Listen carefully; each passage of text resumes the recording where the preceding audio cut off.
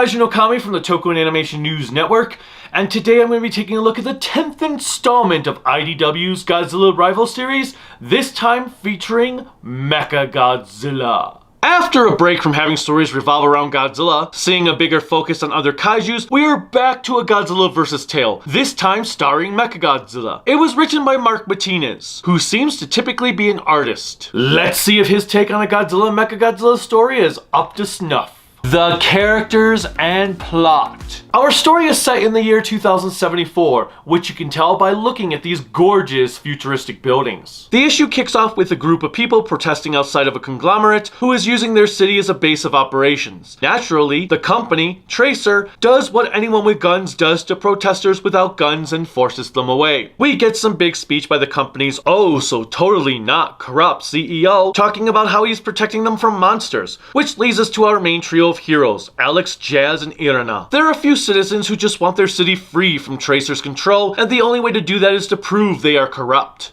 I hate to break it to you, but if it didn't work today, it most certainly isn't gonna work then. You see, nobody really cares if corporations are corrupt. They just care about how much money they're getting in their pockets, especially if it is the government. They easily sneak into Tracer as MechaGodzilla is launched to attack Godzilla and find themselves in a unique computer server room. This trio is one of my least favorite Godzilla trios in a good while. They're as one-dimensional as the walking plot devices from Legendary's MonsterVerse franchise. There is no conflict with them whatsoever, no development, and their job is done with ease. They are boring. Unexpectedly, there is some last-minute plot twist that occurs that had me face-palming with how obviously stupid it was. As for Tracer's CEO, I am perplexed as to whether he was actually a corrupt individual or not. He's arrogant, yes, but I can't tell if he really was trying to genuinely save the city or not. The monsters. We've got Godzilla. We've got MechaGodzilla.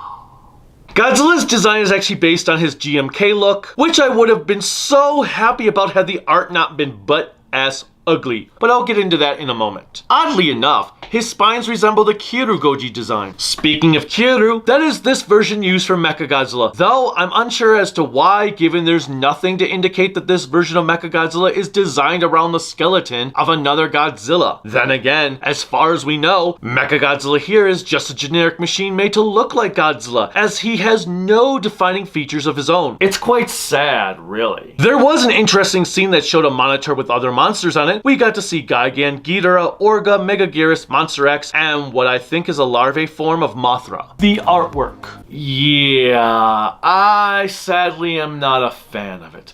Like, what is going on with Tracer CEO's face? It looks like he is frantically trying to run to the bathroom before he goes in his pants or something. Then there is this scene here where Godzilla's mouth looks elongated and more crocodile-like than it does in the rest of the issue. It's very sloppy. The scene where Godzilla is blasting the city with his atomic breath is equally slushy, especially the people running for their lives. It's a shame too, because the first few pages with the city was so pretty and detailed. The art just seems to get worse as the comic goes along. I'm not sure if this was because of a rushed schedule that forced the artists Kira Huset and Alex Sanchez to speed through the art without being able to perfect it, or what. We go from this to this.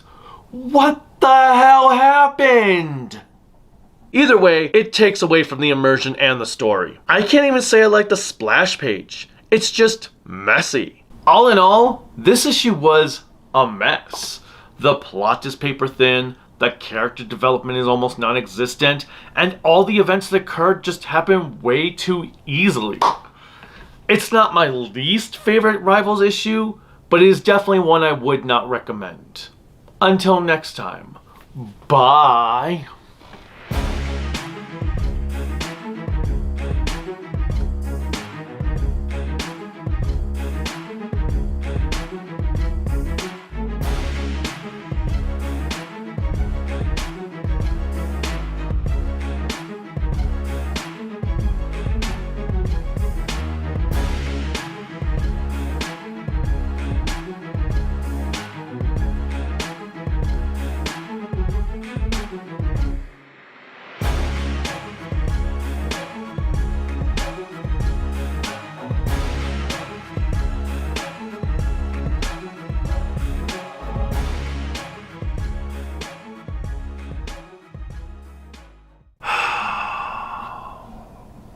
This issue sucks.